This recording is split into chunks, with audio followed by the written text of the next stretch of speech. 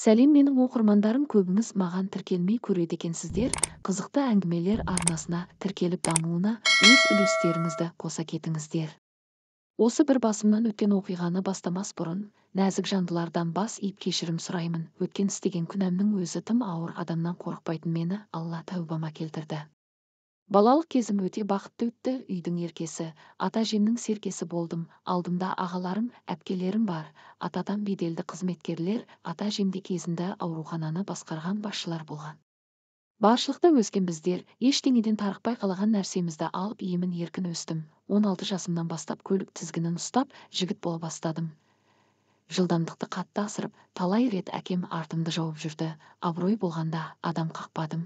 Көлік соғып кету, жылдамдық асыру дегендей. 18 жасымда мектеп бітіре сала, әкем ең мықты академияға оқу орнына түсірді. Ешқандай басымда білім жоқ, тек оқыды деген атымен диплом болса болды. Жай байлар үшін құр атақ, сессия, басқасына еш бас қатырмаймын. Қалаған кезде ғана оқуға барамын. Онда да әкемнің айқайымен көліктің кілтін бермеймін деп мәжбүрлі түрде қорқытқасын амалсыз баруға тура келеді. Мамандығым дәрігер, ең білімді қажет ететін, жауапкершілікті талап ететін мамандық. Иә, әкем мен ата-әжемнің қалауымен мен сорлы, біліксіз дәрігер болдым. Ақша деген не істетпейді. Әжем бала кезден менің құлыным атасына тартып дәрігер болады. Мен ауырсам мені тек сен ғана емдейсің деп әбден әжем құлағыма құйып өсірді.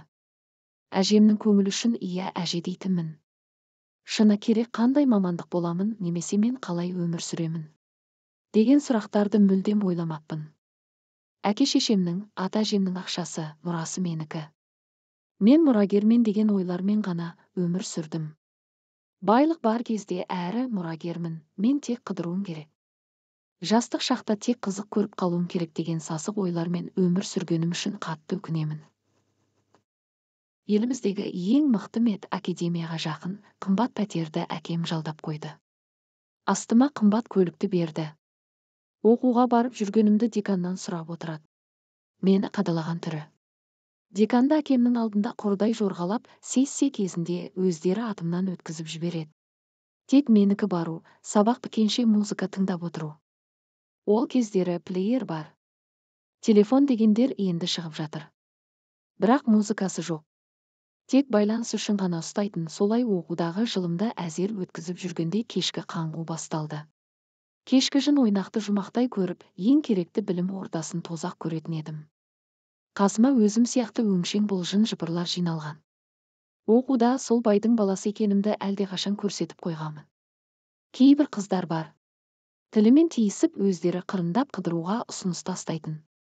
Кез келген қызды қабылдай алмайсың. Ең алдымен түріне, мүсініне қарап, кешке ол қызды қыдыртып, жабысқанда ешқандай қарсылық білдірмесе, сол жерден ол сорлының етегін түріп, керегіңді алып, одан кейінде жалыққанша пайдаланып тастап кететінмін. Ол қыздар көп аса өзін ұсынып пайдаланса үйленеді деп ойлайды. Олар жылап еңіреп жүктімін деп келгенде: «Ей, Жәлеп, менімен ғана болғаныңды қалай дәлелдейсің? Менен басқа қанша адаммен болғаныңды кім біліпті, мазамды алмай, көзіме көрінбе. Білесің ғой, қазір көшенің шибөрілеріне ақша беріп, сені көрсетсем, сені айырып тастайды. Түсіндің ғой» деп байғұс қыздың жүрегіне қорқыныш сыйлап, бір ауыз сөз айтуға мұрша бермей қуып жіберетінмін. Бұл күнәм тек бастамас екен. Қасымда тағы мен сияқты екі азғын бар. Үшеуміз де байдың еркелеріміз. Бастапқыда сыра ішіп қызбен жатқанға мәз болып қызықты кеш деп жүрсек, ол жай көңіл көтеру екен. Уақыт өте одан да жалықтық. Есірткі деген нәрсені жайлап қолдана бастадық. Жігіттерге айтып алдыртып, одан эротикалық дискілерден неше түрлі нәрселерді көріп, қыздарға соны жасап, күнә үстіне күнә жасап жүрген кезім еді. Жасап жүрген күнәміз аздық етті. Әрі қызықсыз еді. Сонан үш азғынға мынадай арам ой келді. Әрине, ол арам ойды мен бастадым. Ескірткіден мәңгүрттенген оларда келсе кетті. Ең алдымен группадағы сыпайы әдемі қыздарды жайлап сөзбен сындырып, кешке қымбат көлікпен қыдыртамын деп алдап, пәтеріме әкеліп үш азғын болып, ол байғұс қыздың көз жасына қалдым. Бұл жағдай бір емес бірнеше қыздың басында қайталанды. Жалынғаны қаншама, шегіп алған біздерге олардың жалынып, шыңғырып жылағаны түк әсер етпейтін. Кейбір өздеріне қол салып өлді. Бірі көпірден секірді. Бірі жатақханада асылып жан тапсырды. Естіген біздер. Шамасы бұл қызға біз жақпай қалдық деп өзара мазақ етіп күлетін едік. Абыройынан айырылған намысшыл қанша қыздың обалы, бейкүнә сәбидің өлімі мойнымызға ауыр қасірет әкелетінін мен сорлы кеш түсіндім. 2 жылдан аса бұл ісіміз жалғасын тапты.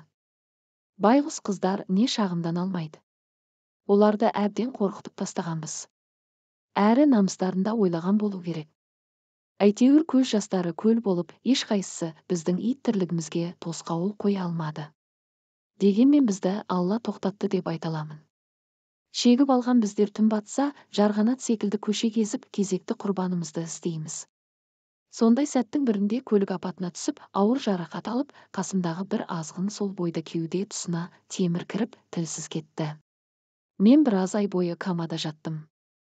Бас бөлігінде ми орталығы қатты шайқалып, зақым алдым. Артқы орында отырған тағы бір азғынды аман. Бірақ біздің жарақатымызбен досының өлімін көзбен көрген ол есінен ауған екен. Көп ұзамай өзін жоғары этаждан тастап жіберіпті. Солай 3 азғынның біреуі мен ғана тірімін. Иә, тірі деген атым бар. Есімді жиып, үйге келгеннің өзінде де түнгі ұйқым дұрыс болмады. Көзімді жұмған сайын, қыздардың жылаған бейнесі, неше түрлі суық қыздың қолдары денемді қарып өтетін. Бұл жағдай комада жатқанда басталған еді. Түсім мен өңімді шатастырған мен әбден қиналдым. Қанша байлық, ақша болса да, тәнімді қаншама қымбат дәрімен емдесе де, көзімді жұмсам, елес қыздар айналамда толып жүргендей, жынды адамша айқайлап жылайтын халге жеттім. Өйткені тым қорқынышты сұлбалар, суық қолдар. Тура қорқынышты кинодағыдай. Өмір алма кезек деуші еді. Енді міне еркек басымен көзіме елестеген қыздардан қорқып. Тиіспеңдерші, жалынамын. Көзіме көрінбеңдер деп жалына, кейде жын ұрғандай айқайлап жылайтын халге жеттім. Кезінде ол бейкүнә қыздар шырылдап маған жалынған еді. Ал мен олардың жай ғана сұлбасынан қорқып жүрмін. Бастапқыда бұл қылығымды үйдегілер комада жатқанымен, көп мөлшерде дәрі қабылданғаннан деп ойлап жүрді. Дәрігерлер де солай ойлады. Өйткені басымнан соққы алдым. Десе де менің жағдайым тым бөлек. Олар көрмейтін елесті мен көретімін. Ол елестердің біреуі сол өзім арын таптаған қыз. Қалғандарының түрі есімде жоқ. Көшеде кетіп бара жатқан жерінен ұрлап, бүктеп көлікке салып алатынбыз. Сосын ол байғұстың аузына арақ құйып, үнін өшіріп қалағанымызды жасап, кез келген жерге тастап кете саламыз. Сондықтан олардың көбісінің түрі есімде жоқ. Менің ерсі қылығымды үйдегілер қабылдап, бөлмеден шығармай, күтіп дәрілерімді уақытылы беріп жүрді. Бірақ ешқандай да әсер етпеді. Әкем бар ақшасына Германияда ең мықты деген дәрігерден кеңес алып, дәрілердің рецептін сол жақтан алдырды. Қанша қыздардың қарғысы мен көз жасына қалған маған ол дәрілерден еш пайда болмады. Түн арпалысқан елестер.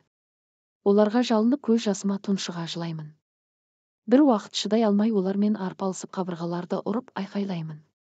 Қасыма ешкім кірмейді, бәрі өздерін ойлап қорқады. Жындыханаға өткізуге ата-әжем қарсы. Ал менің әрбір көзімді жұмып кішкене көзім ілінсе болды. Бірнеше елес қыздар жылаған ащы дауыстары құлағыма естіліп, бірі қылғындырып, бірі кеудемде ауыр салмақпен отырады. Өкпем қысылып, тыныс алуым қиындап қатты қиналдым. Қанша уақыт екені белгісіз, біраз қиналған мен бұл азаптан құтылу үшін өзімнің киімдерімен өзімді асып өлтіремін деп ойладым. Үстіме киген ұзын жеңді киіммен мойныма орап тарта бастадым. Көзіме көрінетін елестерде тып-тыныш болып қалды.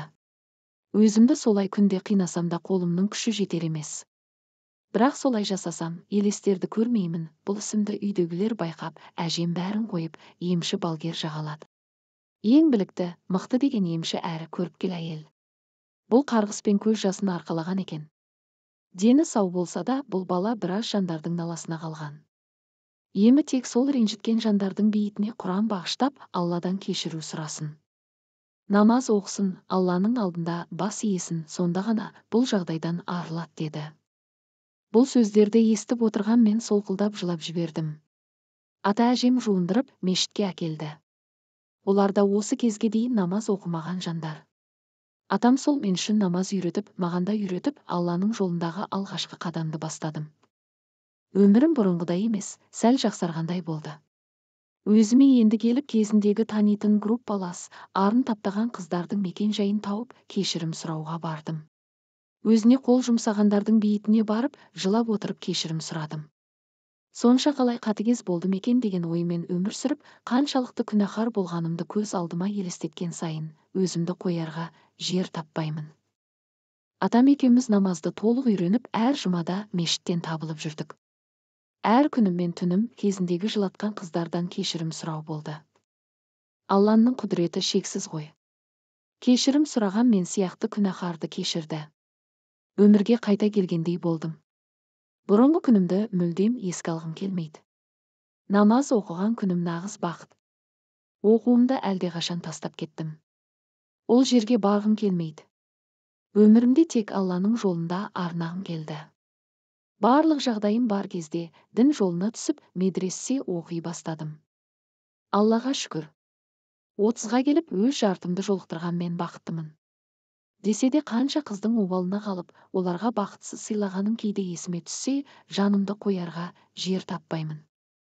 Қазіргі таңда бірыңғай Құран кітап, жайнамаз сататын кәсіпкермін, кәсіп жасасам да намазымды қаза қылмаймын. Әжем марқұм болды. Әке-шешем бөлек тұрады. Атам менің қолымда. Әке-шешем менің дінге қатты берілгенімді қаламады. Сол үшін біраз ұрыс болып, мен атам екеуміз бөлек кеттік. Өз күнімді көруді үйрендім. Алған жарымның отбасы жағдайы тым қарапайым еді. Ол да анама жақпай, ұрыс шығарып, сонымен әке-шешемнен жырақтадым. Бірақ мерекеде, басқа жиындарда әке-шешем, бізде бір-бірімізге барып тұрамыз. Міне менің өмірім. Атам мен әжем мені дін жолына келмегенде, мен сол бойы есімім ауып, өмірден өтер медім. Әлде есім білмейтін ешкімге керексіз, мәңгүрт болар медім. Аллаға сансыз шүкіршілік етемін. Өмірге қайта адам болып келгеніме.